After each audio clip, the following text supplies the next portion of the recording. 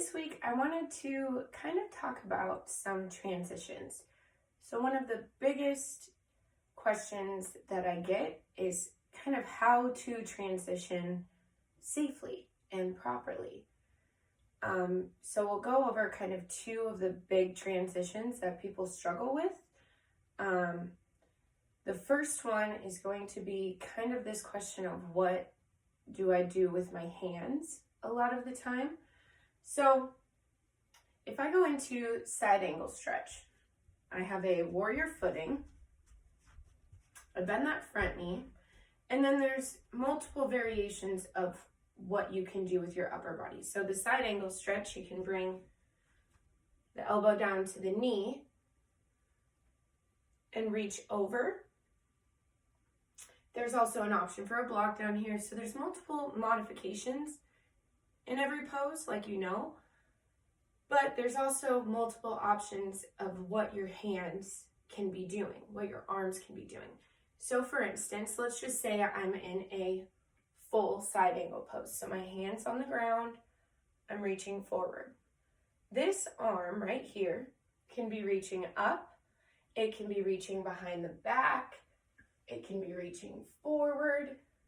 So a lot of the time I will cue typically one or two. You can reach your arm overhead, you can reach your arm behind your back. There's a fine line between giving too many options and giving enough. So that's the main reason I wanted to do this video, was to be aware of these other options. Almost every pose has multiple options for your arms, like that one. A lot of the standing poses, whether it's warrior, sequence, or side angle like we just did, triangles the same way, pyramids the same way, humble warrior. I can go on and on.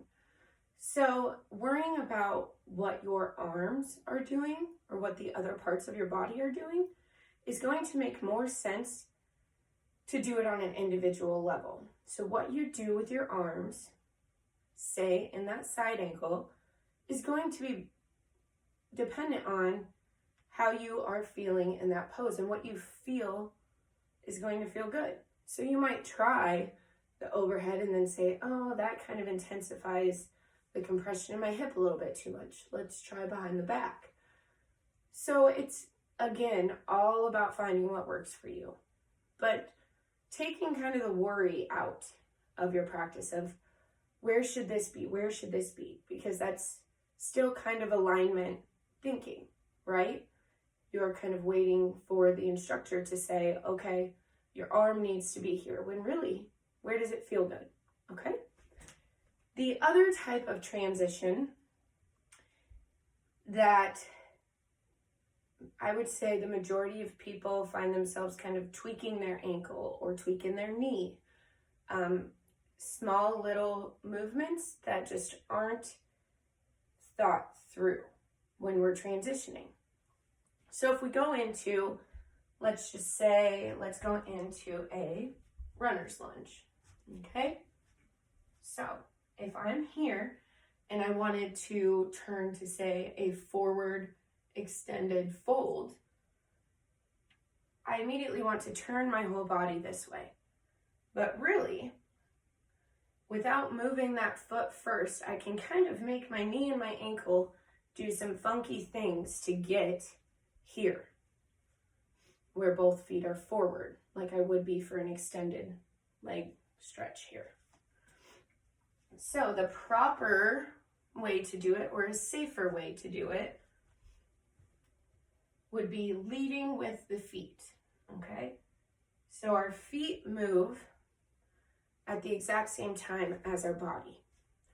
So we can do the same thing if we're moving from, say, a squat, and we want to turn both of our feet to go into a lunge.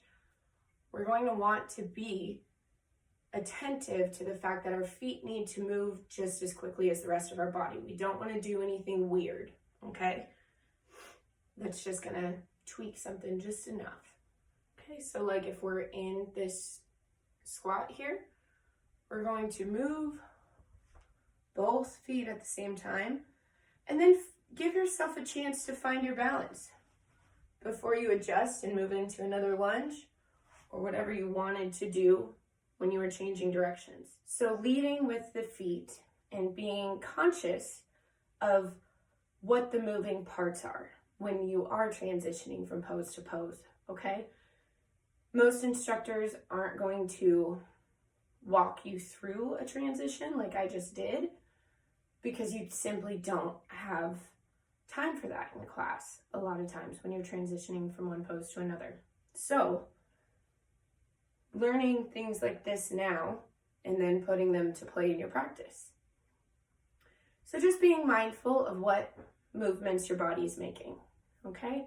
And then, like I said, taking the worry out of where should this arm be, or, you know, should I stretch it forward? Should it be behind my back? Well, that person's doing it that way. Well, that might work best for that person's shoulder joint. And there's a lot of things that play into it. So I'll stop rambling. There's some tips on transitions. If you have any questions, I'm here. All right, thanks guys. Have a good week.